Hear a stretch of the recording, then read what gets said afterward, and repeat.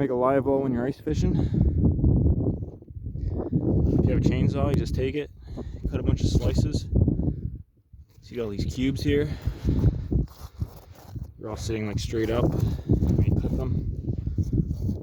You just take I use my hatchet.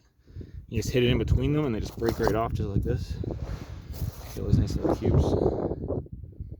They're really handy too if you get in a little ice rage with another fisherman.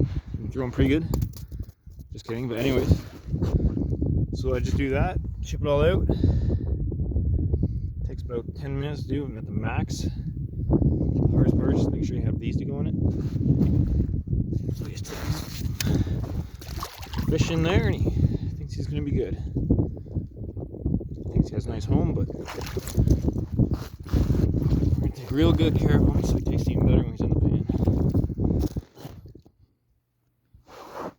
He's a good fish.